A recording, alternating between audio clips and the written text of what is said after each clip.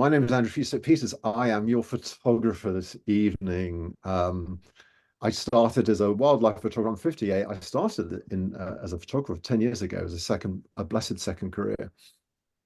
I didn't really have much interest in butterflies. I was doing a lot of birds and moon and stars, and but I did some work, and I'm based in South Shropshire, and I did some work at the Stiperstones and the Longman. This is a greyling, obviously, at the bog in Dew. This was probably my first ever butterfly shot taken in 2015. Quite like it actually. But two things happened in 2018. The first was I went to the photography show and I was a full frame shooter and I rocked up at the Olympus stand in a kind of superior way that I'm a former full frame shooter, but there's like a kind of slight snobbishness. I'll have a look at your tiny little cameras and lenses. And they were just smiling and happy. So we'll lend you some kit and see if you like it. But tell you what, after 6 weeks, you will become addicted to it and you won't be able to put it down. And I just thought, yeah. 6 weeks in, I got this shot. And I worked out something amazing. The big telephoto lenses of many of the full frame manufacturers, your little bit of wildlife's got to be about 50,000 miles away before the lens will allow you to photograph it. But the Olympus lenses, this was the 300 f4, you can get a butterfly and the setting sun in the same shot. So this was a revelation for me. This is where I started to fall in love with the system and also with butterflies. And it was also a step on from just photographing butterflies by day, because I was working out where they were roosting at night for the butterflies that don't go up into the trees. So this female common blue was very, very obliging. At the same time, I was feeling very ill and very tired, and I got diagnosed with bowel cancer. I'm a very lucky survivor. I'm some years clear, but I was waiting for surgery. I did not know where my life was going. There's a kind of symbolism of the fragility of butterflies. Sat in my garden late September, early October. Late butterflies, obviously, like the small copper and the comma, and I was looking at these, waiting for this moment in my life, and I thought, well, why is nobody photographing them in flight? They're called butterflies, aren't they? Because they fly. Butter flioga from the Old English 10th century. So I started trying to work out using something called Pro Capture, which buffers your photos so that when your finger's half pressed down, it's saving the photos. And when the butterfly takes off, you put your finger fully down and it saves those photos that you were already buffering. So you're actually time traveling. You don't miss the moment of the bird or the butterfly taking off. And I got my first butterfly in flight shot of this lovely comma. You see, the more you do butterflies, the more you learn. You go, comma, well, of course, because there's a comma on its underwing. That's what it's all about. Came through surgery, started doing a lot more of these flight shots early next spring. And so while I was having chemo, which if any of you have been through it, you'll know it's actually worse than surgery. I wouldn't recommend it to anyone. Started getting a lot of flight shots. That got in the media. And then my publisher I've done a book with before called Upland, said, why don't we do a book of UK butterflies? I said, that's great. And they said, well, you're good to go, Andy. You've got lots of them. I said, well, I haven't got all, 58, 59, 60, who knows? Call it what you want. I've got to get all of them. And they went, oh, all right then. So give me 2 years to work on this book. And so obviously I was off season and it began with the brown hair streak eggs. Now, listen, when you're going out for butterfly eggs, to get a 1 is good. To get a 2 is cool. To get a 3 is groovy. To get a 4 is fantastic. Come on. So I started to get to know a lot of the Midlands butterfly people. Mike Williams, wonderfully knowledgeable guy. And then there were two mates who I became friends with. One was called Craig, and we became known as the Three Amigos. We went all over the country and we had such fun. I would state, first of all, what are my ethics? This is really, really important. I don't freeze butterflies. I don't capture them. I don't pin them. But if I'm out in a storm, because I like to go out in a storm looking for butterflies, and I find a spider's web and there's a dead small tortoiseshell, I'm going to have that because ethically I'm good with it. And not only am I going to have it, but I'm going to get my 60 mil and my extension tube modded and my Raynox 250, and I'm going to stack the hell out of it and find out that the antennae of a small tortoiseshell, Lepidoptera, my friends, scaly wings, scaly everything, up to 1,000,000 scales. Look how many scales on that tiny 1 millimeter of antenna. So I became interested in small worlds and flight worlds and eyes of newly hatched orange tips. So as we go into the spring, we're beginning the butterfly year. And This again was one of my very early shots. Butterflies in flight are really hard. Look, eventually the camera is going to work out how to do it and they're going to track butterflies in flight. I'm not doing that. I'm studying behavior. I'm working incredibly hard. I'm using fixed focus. Most of my shots are out of focus. The same rules for butterfly and flight photography applies to BIF, birds in flight. The eye has to be sharp. And you'll know when you've got a good composition. And the thing is, the difference between birds and butterflies is you've got to shoot really fast shutter for butterflies. This is 1/5000th of a second. So I'm pushing my OM and Olympus system cameras to the absolute limit. I love the butterflies that come out. I've just been photographing this peacock today, not this particular one, but where it's hibernating in the ice house of the local estate. And in this case, they come out first thing in spring so they can get breeding really quickly. It's a really good advantage and an adaptation. And I love how tatty they are, but they are the longest lived butterflies, along with the small torts. And mind you, I've never seen a brimstone in winter. I've never seen an overwintering brimstone. That'd be cool. So again, another early butterfly. Don't call it dingy. Why did they think about that? It's mid-century, my friends. Look at that. Come on. Gorgeous. Lanny Mannock's the place to go for the grizzled skipper. So I developed something else. I looked at these skiing and snowboarding stunt sequences where they were layering shots from a sequence together in Photoshop. It's the only way. You can't do it in a single shot in the camera. And because my camera shot at 60 frames per second and now the OM1 at 120 frames per second, I can layer those frames together to show a time lapse within a single frame. To get all these sharp, trust me, there was a lot that weren't and a lot of the sequences that weren't. So I was so pleased. OM system quite useful here because Micro Four Thirds gives you double the depth of field of full frame. So I quite like that. Green vein white, absolutely gorgeous. Again, the eye, a bit of a full frontal shot.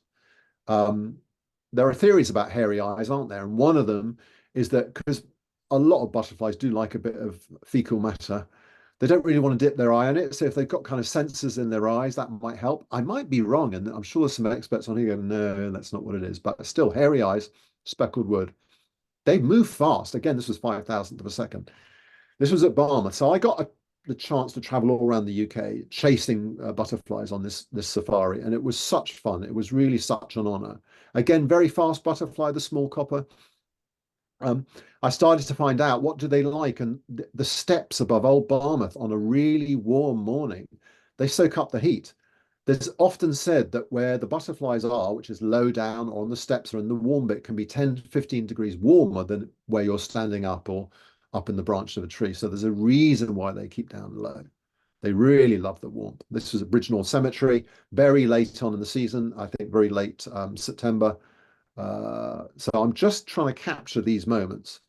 And then we get into the Pearl Border Fritillary at the Wire Forest. Again, it's all about the eye. I'm waiting to hear. BBC Springwatch have contacted me and we might do something. And I've suggested that the first really colourful butterfly is the Pearl Bordered. So let's try and do it at Wire Forest. But I'm waiting to hear back. But at least they contacted me, which was nice. And it wasn't a researcher, it was a producer. So you never know. We'll see. God, I just to get these moments sharp is so exciting. Obviously, that's bugle. So we're sharing the walkway with dog walkers and riders and cyclists. So the butterflies seem to be doing quite well. This is all three different butterflies. It looks like it might be a sequence, not it's three different butterflies. So there's a bit of a tussle going on there. But I just love the colours. Small heath sadly now gone onto the red list. One very rarely sees the yellow upper wing because you're only going to see that in flight. So I felt really pleased to have got this sequence at Rodborough Common.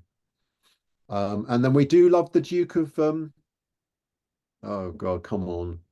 Burgundy. What? Burgundy.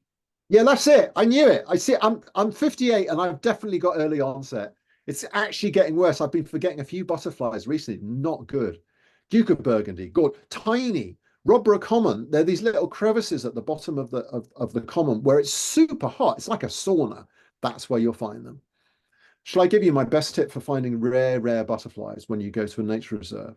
Here it is. You're going to learn so much from me on this one. You're going to be so excited when you hear this. It's my top tip secret.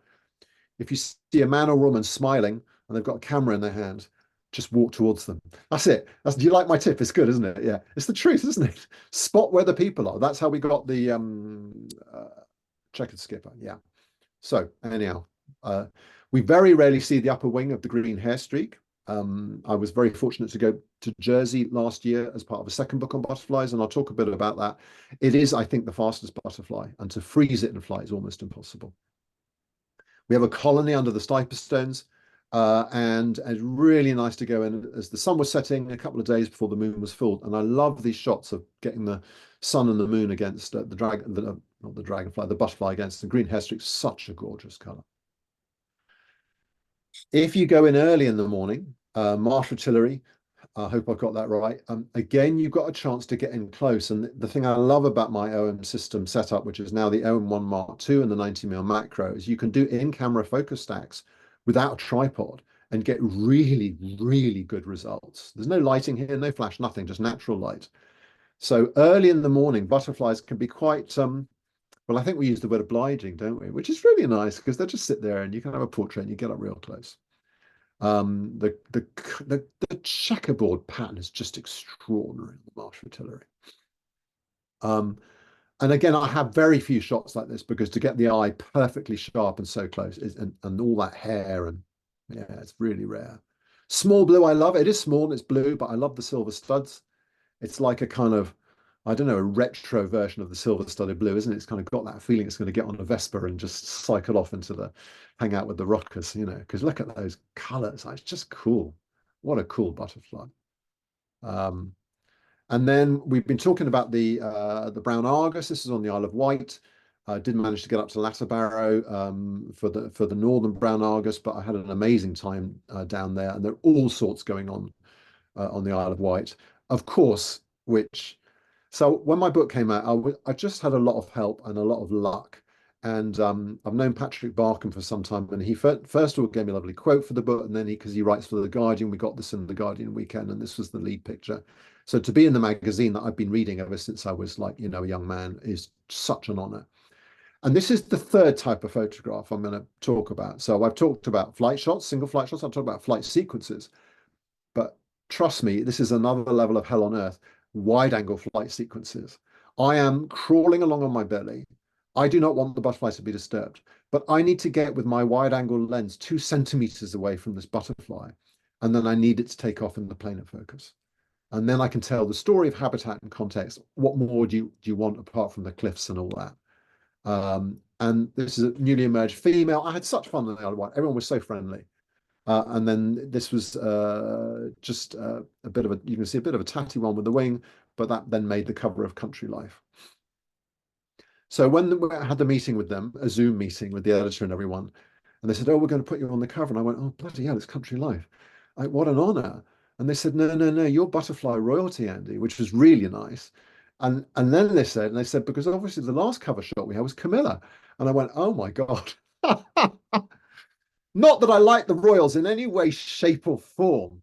And I think if you're waiting for cancer treatment and you're on a bloody waiting list, just because you're the king, why don't you wait like everybody else? Jesus flipping Christ.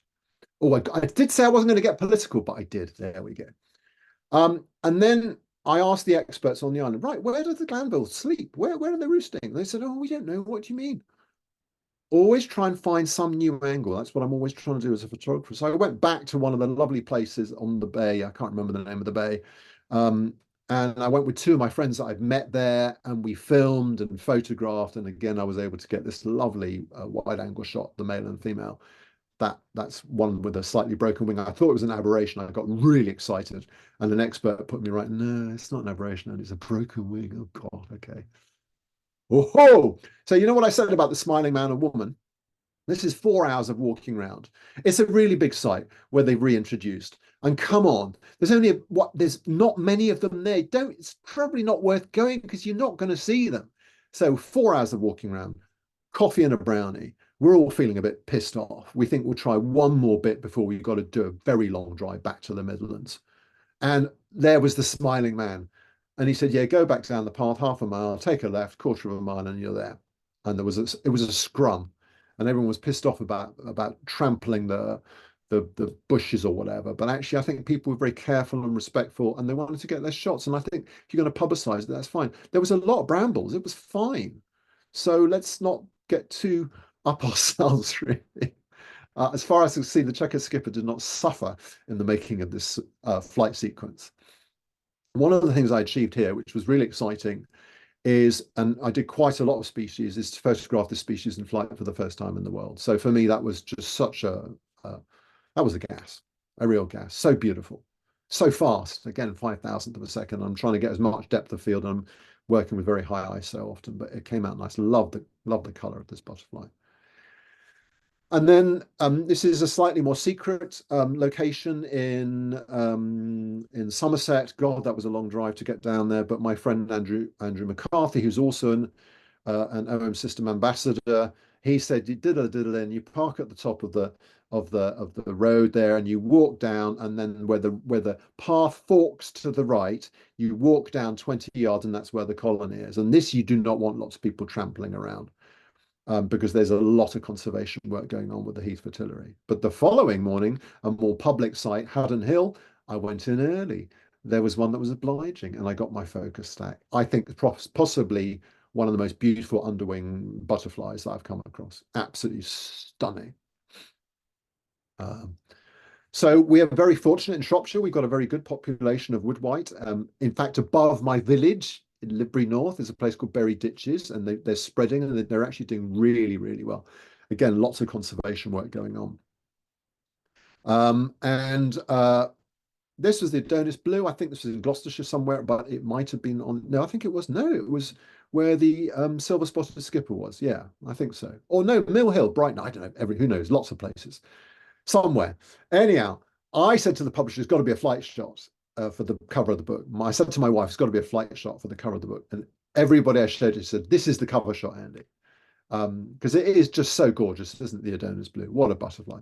I think it's the kingfisher. It's the kingfisher of butterflies, because the blue of the kingfisher jumps out among the greens and the browns of rivers. And it's the same with this absolute beauty. Large skipper. It's large and it's a skipper. I didn't get particularly excited, but I was just glad to get it. I do love the colouring of a skipper. And of course, silver-studded blue. Again, in Shropshire, we do seem to have populations of really interesting butterflies. And Priest Heath is an amazing place, definitely worth a visit. It's the female. This is a bit of honky bonky going on. You can see the silver studs from where they got their name. And that symbiotic relationship with ants is incredible, that they exude this sweet, sticky substance out of the newcomer's gland, and the ants go mad for it, and then they help this particular female come out, clean her up, ready to begin new life. I mean, what's not to like about that? And then the large heath, this was really exciting. And actually, I got permission from Natural England to go into their breeding grounds last summer. I forgot to put the flight shot on here, but I got the first ever flight shot in the world of this astonishing species.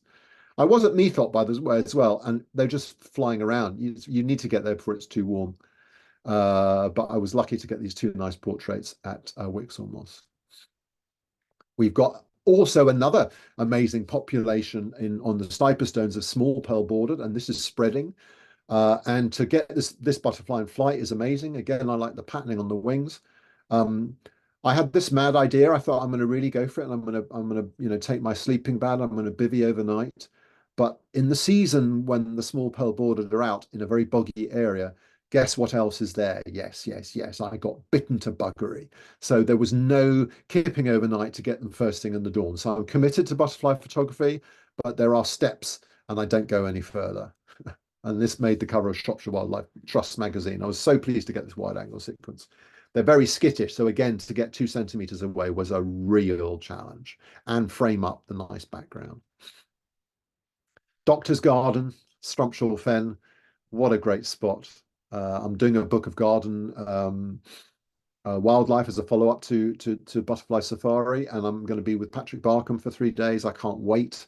Hopefully we get some good swallowtail action, and hopefully we get to return to the Doctor's Garden because it's so colourful. I have had butterfly nerds go, it's not natural, and I'm going, they're wild, and they're nectaring on the plants that the doctor planted many years ago. And yes, you can have them on your flag iris or whatever. I've got those shots in flight as well, but this is very colourful and beautiful. I think beauty is allowed, by the way. There's no right way and wrong way to take a photo of a butterfly. Look at that. Look at that. Just gorgeous. Want to show a bit of context and habitat. So I got up crazy early in the morning. I was on the road by 6. I was up on Urton Fell at 10:30, and I got my first ringlet shots at 11:30. It was magical. It was just one of the best days I've ever had. They're just really something. They're slightly more like an understated Scotch thingamy, but they're just quite something.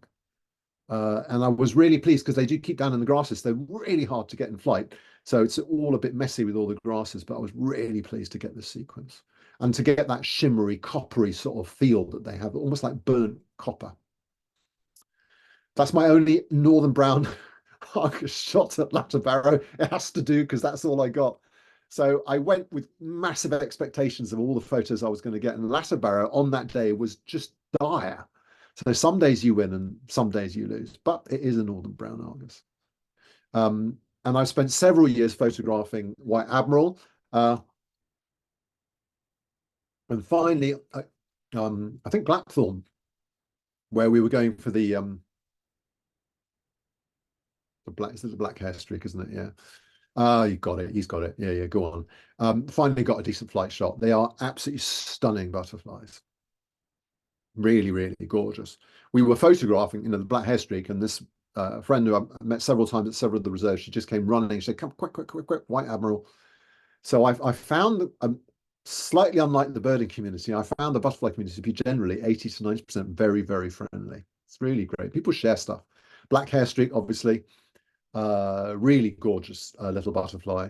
And people go, I actually had the comment though from one nerd saying, "Oh, it's a bit tatty, like a judgment." And I'm going, well, surely if you're a photographer, you want to do all stages of life cycle. And actually this tells the story very beautifully. It's still going. Amazing. What persistence. I'm 58. That's how I look. Yeah, I get it. Bits of me are falling off. I'm waiting for a tooth implant. These are my first varifocal glasses. I mean, I've cut my finger off. It's just getting old, isn't it? Why not? And look, it's one thing we rarely see. This is the spotted flycatcher nesting in our electric meter and bringing in a ringlet butterfly. So isn't it great to see the life story and the life cycle of these butterflies? God, I love a ringlet. I think they're very elegant. We've got a local estate, Millerchope Estate, and there's loads going on, the marbled whites, dark greens, and ringlets. And I've got some awesome shots there. And I mean, that's like a painting, isn't it? It's like a bit of I don't know what it is, but it's just got a bit of a Rothko feel to it. So the interesting thing about dark green fritillaries is then you try to photograph them in flight, is they're really fast. They're just like, I don't know what they're like. They're like boy racers, aren't they? They're just bang. Amazing butterflies. But so again, to capture that moment in flight was really, really hard. And this was, yeah, really pleased to get that sequence. Can't remember where I took that. So another reintroduction that's been done really well at Daneway Banks, but I gather there are large blue populations all over the place cropping up now. And this was the first example of saving a butterfly before it was too late, or bringing back a butterfly. And huge amounts of work was done in the study of their relationship with ants. And it was the first time butterfly conservation had understood that you need to have the right habitat and work on that habitat before you introduce the butterfly. And they did this with the large blue. I mean, and so again, to get that first ever flight shot of this species was extraordinary. And to get this really gorgeous sequence of I think it's the male. Again, that wide angle thing, it's just become such a challenge. And for me, I find it so much more interesting because it tells the story. And it almost looks like a painting. They're not bad, are they? They're not bad. Gorgeous. So we had some great days out and topped off obviously with a bit of honky bonky. There was a really good pub called the Daneway Inn, but apparently it's changed hands. So we had the best steak sandwich I think I've ever had in my life. By the way, I don't just take photographs. I like to hang out afterwards and eat steak sandwiches. Got a bit of fun, bit of, good company. These friends I travel around the UK with, we just had such fun. Again, wide angle of the marbled white at Millerchope Estate. And then I was there in the evening trying to find where they were roosting, and most of them were down on the ground, literally roost in the grasses. And this one suddenly crawled up on a stem, and again the moon was rising, a couple of days before full. That's why you got blue in the sky. So again, my OM system, my Olympus camera was going, what the hell? Think about it. You're trying to photograph something very small in front of something very bright, and it's going. The focus system is going. I don't know what you want me to do. I can't. Don't ask me to do that. So technical challenge. Pleased to get it. Don't ask me which one. I know all the experts are going, well, it's actually, you know, can we see the brands, the sex brands? I don't know. I just don't ask me. What I'm looking at, you can tell I'm more a photographer than a butterfly expert because I'm looking at the curly proboscis and the fact it's sharp and the eye is sharp. And again, 5,000th of a second. They're just gorgeous. Absolutely gorgeous. And obviously a bit of honky bonky. I love it. I think they're very hopeful, aren't they? And I think coming through my cancer and then getting this book deal was so exciting because they represent hope and fragile hope in a dark world. There's a lot to be said for that. Nobody's ever got this before. I was at NEP. Did I get the large tortoise shell? No, I didn't. What I got was a bunch of old men standing around going, we've just seen the large tortoise shell, which is very frustrating. But then I was hanging out with Terry Goble and Matthew Oates and no, Neil Hume, sorry, and Matthew Oates, and they were going, oh look, there's the male doing the diddle diddle, you know, the patrolling, the fearless male that would take on a dragonfly, a bird, an airplane. They've chased everything, and I thought, well, that could be a sequence. I could do that with my long lens, so I was quite pleased with that. Stunning. They have been introductions. Oversley Wood in Warwickshire is definitely an introduction. There weren't such good numbers last year. But I didn't know what the fuss was about because I'd never seen a purple emperor before. So this is what I saw. Everyone's standing around and I'm going, it's a brown butterfly. What are you talking about? And they're all going, no, walk around the other side of the butterfly, which I did, obviously. And it's the diffraction, the light reflecting on different layers of scales causes the purple iridescence. And so that's the reason why we regard the purple emperor as our most iconic butterfly in the UK, or I certainly do. It's extraordinary. It's fearless. It's gorgeous. It's regal. And it's called the purple emperor. So, you know, go figure. Do you like the old, oh, God. Come on, Martin. The common one, the thing, I can't remember anyhow, that one. What is it? Come on, what is it? I've forgotten. My brain's gone. Um, uh, oh well, anyhow, whatever. Yeah, I tell you, I really should have brought a list with me. We're just going to move straight on, and then White Letter Hare Street. I went to Bagridge Park in Birmingham, which is a suburban park, and there was a slight smell of you know, scented flowers and all those sorts of nice things, and wych elm. You could see the wych elm where they were. But there was a massive smell of dope because everyone seemed to be getting stoned in the park. It was very strange. I did not feel safe there. I stayed for an hour and I left. Anyhow. So again, we have a nationally rare population of graylings at the bog on the Stiper Stones. And I've spent a lot of time with these butterflies. I think they're absolutely extraordinary. And what we have had in kind of going against some of the big falls in numbers in a lot of populations, they're doing really well. We've had unbelievable numbers in the last couple of years, particularly this last summer. You very rarely see the upper wing of grayling. So again, 5,000 a second, F8 really nailed it for me. So I was really pleased to capture this. And I went in the evening again, where are they going to roost? And I saw this one fly onto a tree. And for me, this was a bit of citizen science because nobody'd known up to that point where they roosted. They just said, oh, in the trees. Yes. And I'm like, but where? So to see that moment and then to photograph it was just such an honor. I think butterfly studies, there's so much work that can still be done. There's so little we know about nighttime, about fluorescence. Now that's the work I really should be doing. Get your infrared torch and start working out on pupa and whether butterflies all sorts of things, eggs fluoresce at night. Very interesting. This was hard work. This was yeah, it was hard work. Lulworth, but I got it. I got the Lulworth skipper, and I got the female, which is the one that we all know, that sunray marking. So, and I got the flight shot. So I was pretty pleased to make that journey down there. And I spent 2 years trying to work out how would I get a butterfly and the Milky Way in the same shot. So this is not a composite, this is not Photoshop, this is not layers. This is using filmmaking equipment, and this was kind of my first attempt back into 2018. And then I've been working on that actually on dragonflies since then, but I'm still not happy with it. But by God, it's busting a gut to do that all in one long exposure. Love the female common blue. Love the theory that nobody agrees with me about, that the common blue is the blue of the commons. Historically, everyone says no, it's just the common, it's the commonest blue. And I'm like, well, yeah, but it could have been the blue of the commons. I read it somewhere. Finally got the high brown and got the high brown in flight. And I was very fortunate when I got to Latterbarrow. There was a guy getting out of a car, and I said, "Oh, are you going to do high brown?" He says, "Yeah, just follow me." And instead of heading up the hill, which is where I was going to go, he headed through the little gate and the lower bit, which I wouldn't have thought to go down. So that was just absolutely magical, gorgeous butterfly. Um, yeah. So that was a great day for me. So that I'm afraid it started becoming a bit of list ticking, but I had till October 2 years ago to a year and a half ago to get the final set of butterflies. Obviously, love the chalk hill blue. In a storm, even better. Focus stacked, even better. And you've got to like four chalk hill blues on a whatever it is thing. Yeah.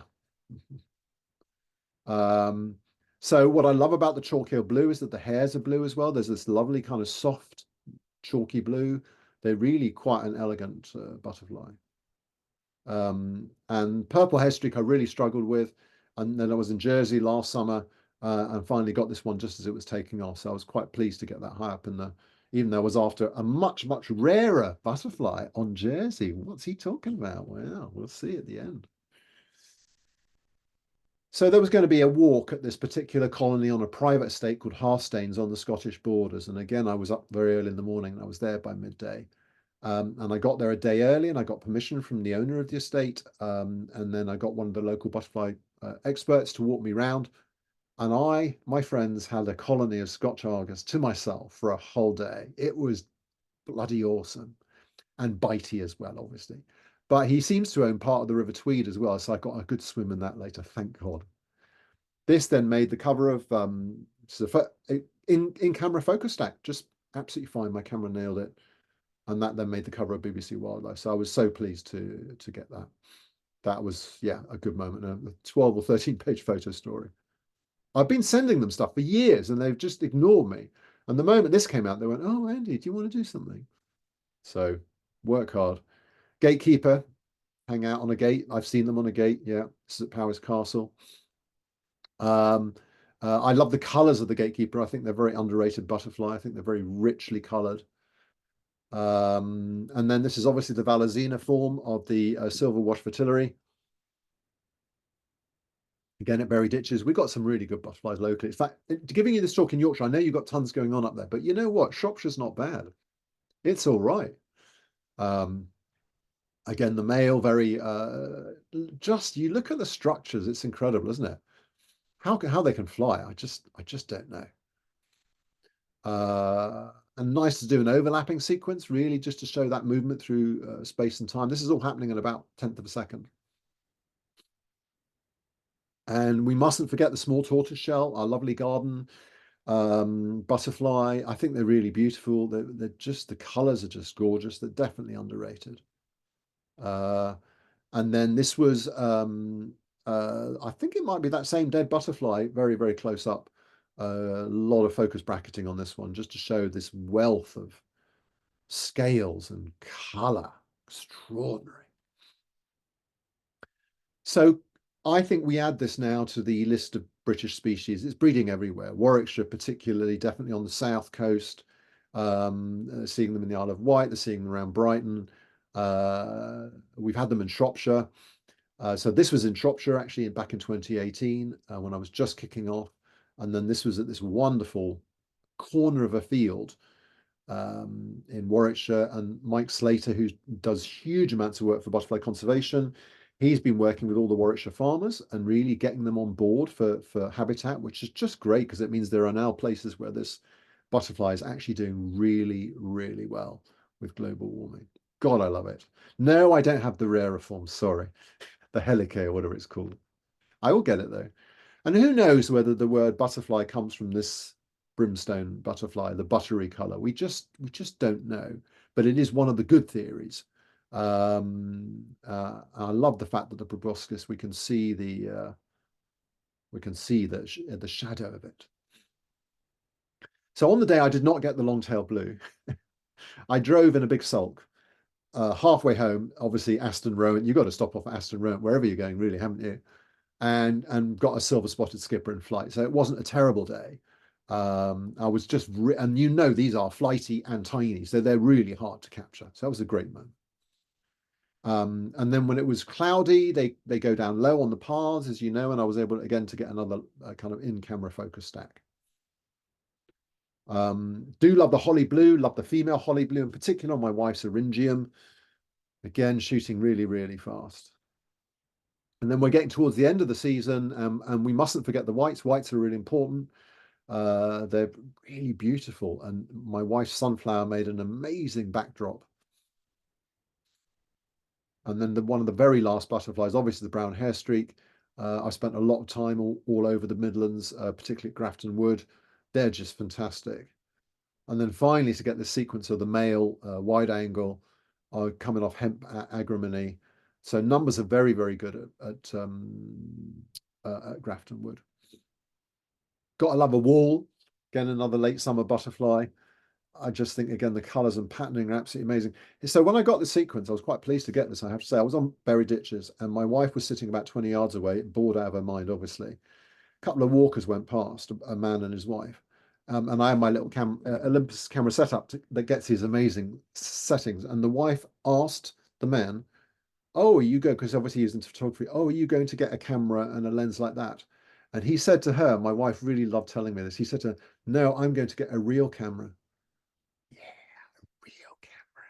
Good for you. This is a toy camera, by the way. Every single shot in this book is taken with a toy camera. Should I apologize? I think I should. Ah, love the colors, love the rendition. Love the fact that the Painted Lady has the 14,000 mile return journey. I think it is over 6 generations. What a migration. This has just come across the sea onto the Suffolk coast. Yeah, beautiful. And this came second, I think, in the butterfly category, close-up photography of the year a couple of years ago. So one of my first sequences to kind of get recognition, and one of my very early sequences, actually. And this is in the middle of a storm. Handheld high res really shows that butterflies are waterproof. Those are little raindrops, but they turned into little bubbles, haven't they? Extraordinary. And I was so pleased because they have stained glass wings just to get very late summer to get this open wing sequence of the Painted Lady. I found a red admiral wing on the ground. Obviously, some bird or something had taken the rest of the butterfly, and I was able to really get in close to look at the scales. What a fast butterfly. Really hard to photograph, actually. Again, 5,000th of a second. Seems to be the speed. And I love this portrait because, again, this is my wife's, all the various flowers and sunflowers in the background. So that's just, I love the, people say, oh, Micro Four Thirds, you can't get this wonderful background bokeh. Well, look at that. God, it's gorgeous. I think it's all right. I'm very late now. We're getting to the end of this book. And then talking about more recent adventures, we got the comma and the last shot, really, which was, again, you can see the comma shape itself on my neighbour's Rudbeckia. So butterfly book came out. That's the back cover. That's the front cover. Do order a copy if you want from Amazon or Graphic Books.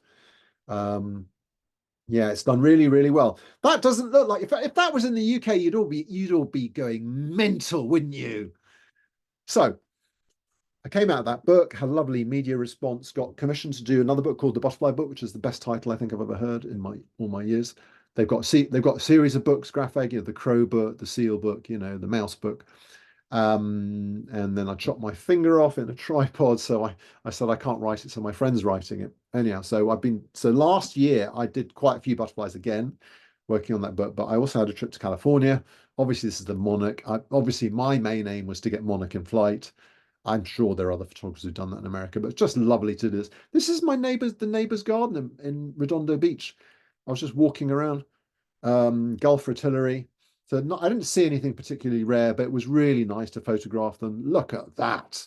Bloody hell. Couldn't get him in flight. So I was a bit pissed about that, but there we go. And then I was invited to Jersey. So Mike Smith found the first large checker skipper. There had been a population there brought over, possibly at the end of the Second World War. in Horses Hay. That's what they reckon, but nothing had been seen for a very long time. And then 2019, Mike Smith was having a walk on the coastal paths and he found one. And he was just like, oh my God. So I saw all this on Facebook. Everyone was going on and on about it. And before my book came out, I said, can I come to Jersey? Can I get them in my book? Please, please, please. And they said, no, we don't know you. No, you can't. Sorry, no. And I went, oh, all right then. Then the book came out. And then they got in touch with me. They said, Andy, we've talked to all the conservationists on the island. We'd like to invite you to come and photograph it. So I spent 4 days there. It was magical. But really, we'll see that, don't worry, at the end. I think it's the last shot. This I'm so happy with because I had to shoot this at 1/10,000th of a second. I'll just say that again, 1/10,000th of a second. Bloody hell. Yeah, they're fast. They're really fast. So that's not a butterfly. I know, but Martin did mention, he said, oh, would you just quickly talk about the new 150-600 and the new OM1 Mark II? So this is taken with the 150-600, the OM1 Mark II. So a bit of advertising. Sorry, folks, I am an ambassador, but the new OM1 Mark II has amazingly improved autofocus from the OM1. I mean, the OM1's superb, but it's 15 to 20%, and I've now used it for 2 months, so that's just my experience. It got this. I was focused on the other waxwing, and it got that waxwing coming into the shot. The reach of the 150-600 is amazing. It is not a light lens; it's 2 kilos. But it's cheaper than the 150-400, which is 6,500 quid. So yeah, I don't know.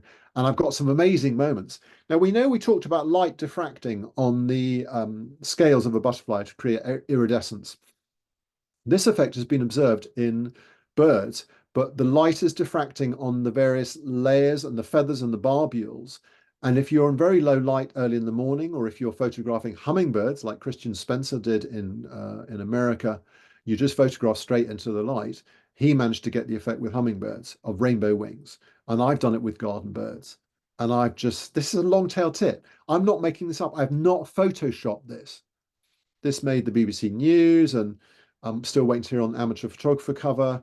But I'm very excited because I've worked incredibly hard. This is something that happened by accident, and now I've just been working on it over the last month. The light's gone now. It's spring coming on, so it's not such low light. Okay, so last year got to hang out with the very famous and wonderful and scary Matthew Oates. Got to see the oh, you see, it's gone, isn't it?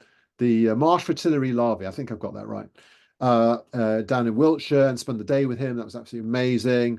Got to photograph the purple emperor larvae. Look at that with the new OM 90mm macro and diffuse flash.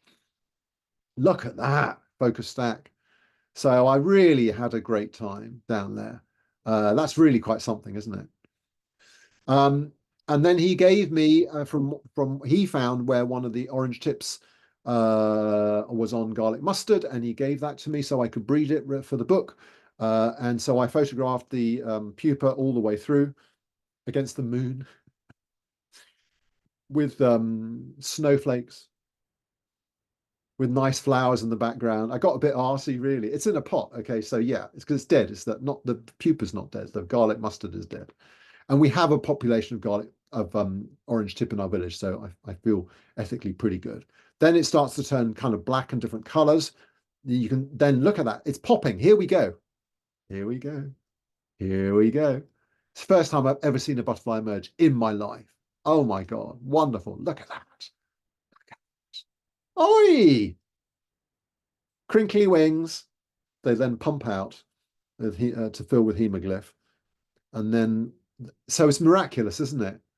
I think there's many, I photographed butterflies for many years. So to witness that was such an honor. And then obviously off they went into the garden. Brilliant. And there's the first night. And this is a different one. Sorry, this is a green veined white dawn in my neighbor's garden. So I went a bit mental with the new lens. I was really trying to see what it could do. And then I was using my trusty 40-150 for the flight shots as the spring came on. See, again, I know there are people who go, oh, whereas I'm going the opposite. I'm going, that's beautiful because it's persistence, isn't it? He's got through the winter. He's got half a wing and he's going for it. Good for you, mate. Bloody brilliant. Oh, can never tire of getting orange tips in flight. And that is a purple hair streak. So I went up to Priest Heath out of season to get the purple hair streak egg. That was lovely. The great Nigel Bull. Then I went back to Lanny Munich for the grizzled skipper. and then back to Rodborough for the Duke of oh God, it's gone again. Whatever, the Duke of whatever, Burgundy. There we go. Burgundy. Got it. Oh my God. We're winding down a little bit of a brown, a very colourful brown Argus on Rodborough Common, and handheld focus stack with the new 90mm macro. I mean, the level of detail here is extraordinary. Oh, and then again, the level of detail here is extraordinary. I think this is also a focus stack of a wood white. You can really just see all those individual scales. And my best ever flight shot, by far, of a female holly blue. This got shortlisted for close-up photography of the year, but didn't get any further. They've got very strange. I might give up entering competitions. I get so depressed, really, but I just got to keep trying. And then I wanted to try out the new, because when the Pearl Border came out in the Wire Forest, I just thought, right, no tripods, nothing. Let's just do in-camera focus stacking. Look at that. You know, I mean, there's a bit of blur on the edge of some of the greenery, but the butterflies are pin sharp. I just think the tool is very, very interesting. And also I've got shaky hands because I'm an old git. And the image stabilization on these cameras, on the new OM1 Mark II, it's half a step more. It makes the difference, half a step more. So I wanted to do just a little bit of my other work, just so you know I'm not just doing butterflies. I'm working on a book of, I say, garden wildlife, but I love visiting various farms in the States. And obviously this is my friend who got in the Country Yard calendar with the I mentored him with the swallow coming out the hole. I was photographing on the side, he was photographing front on. So he already knew to do something different from me, and he's the one who won all the bloody prizes. Damn him. Red pole, lesser red pole, what's not to like? This has just been a finalist in bird photographer of the year. Probably my best ever goldfinch in fight shot. Again, that perfect light and pro capture captures the moment. And I was photographing snow buntings on the Longmynd, and I was driving up. And I'd say, as a photographer, if ever you're going somewhere and you think, well, I've got to go and get this, always look around you, because you never know, you might see something else that might be 10 times more interesting. I stopped the car. These stallions, males, were fighting. They live wild on the Longmynd. And this shot made 7 national papers a couple of days after this. I've never had a story go to 7 national papers. It was unbelievable. So you just don't know, do you? This made the cover of Amateur Photographer. This is starlings going into roost. We don't have that pool there anymore, which is very sad. It's all scrubby, so you can't get these amazing reflection shots. And that, sadly, my first ever cover shot on The Guardian.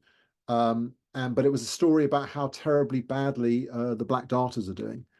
So although I was happy to get it and honored to be on the front of that paper, which is my paper that I read,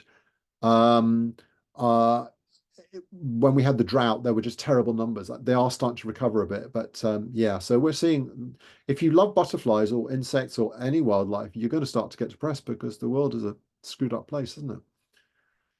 Anyhow, I did finally get aurora on the Longmynd where I live. Now, this is the first in 25 years. I couldn't believe it. And I got a meteor. It was magic. God. And then a couple more of this rainbow effect. I was so lucky. I had these 3 weeks where the light was perfect. And every morning I was in the kitchen photographing through double glazed glass, capturing these. These are 2 green finches flaring off. And this is just to show you habitat for where I'm photographing. So this is the moon over the stiper stones, over the Devil's Chair. And this is, again, habitat where you get the grayling. And this is the green hair streak colony that I mentioned earlier. And I got it with the moon, and then this last year I got it with the sunset. So uncropped, that's the shot with the long lens. I was so happy to get that. Finally, the white letter hair streak was obliging. Somewhere in the West Midlands, I can't even remember where I went, but it was a cool day. And I got this lovely flight sequence at 6,400 ISO. So I was really pleased with that.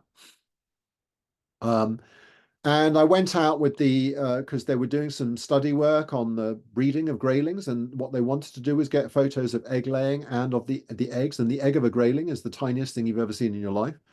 I kept finding it with my macro lens and losing it again. And then I had to ask the experts to come in and say, where's the egg? Because I literally couldn't see it with my bare eye. Focus stack. So we finish. I'm nearly done, and we're going to have some questions. I hope you've had a good time. we've got to finish with Jersey, haven't I, really? So I got to Jersey, got to see the scarce swallowtail. 4 days walking up and down the coastal paths. I got very, very fit. I had a lot of bacon and fish finger sandwiches. Mike Smith was very kind and he just showed me around and we just had a great time. So to photograph this was an honor, but obviously there's one butterfly that I was really, really after. And that would do it, won't it? So we finished with that because for me, to not really get any, I don't consider this a stunning shot, but I got it. La miroir is what the French call it, and you can see it because you've got these they look like 19th century French mirrors on the underwing. Um, it's come back, and the only reason it's found is by the guy who runs the water engineer works on the island of Jersey in all his spare time, searches for butterflies. And I think there's something so beautifully amateur and expert entwined in all that. And I just have to say, on my butterfly safari around the UK, I've made so many friends, and met so many lovely people and so many people willing to share their expertise with me. And I think that's what it's all about. And Facebook is now and Twitter and all that is such a hateful place, and there's so many trolls. But there is the other side of it, which is community and sharing and joy and oh, look what I found. And so I'm going to finish by saying let's celebrate that. A bit of color, bit of light, bit of delight. And that's me done. I'm going to stop my share. And yeah, okay, stop. Oh, no, there's a couple more. Sorry. Quickly. We forgot. The final story. This is crazy. Am I still sharing? Yes, I am. Wait. Wait. Oh my God, we nearly got there, but we're okay. We're okay. This is the egg sac of a long-tailed blue. I found or the guy found me who's been working with the small populations and working with breeding them in his garden to supplement the wild populations near Brighton and Bognor Regis. He's not invited anybody there. Just to show you that egg sac. I missed the emergence because I was down there late September and it was all kicking off. But the one thing I've been looking for, which didn't go into my book, but will go in the next book, is obviously this, So actually, okay, large checker skipper, but this is stonking. It's gorgeous. And of course, the only thing better than a shot of a long-tailed blue, and I really will finish here now. This shows that I really don't know what the hell I'm doing, do I? The only better shot of a long-tailed blue. Here we go. That'll do it, won't it? Is that all right? Yeah. First in the world, as far as I know. I might be wrong. I hope you've had a good time. I really am going to stop the share now.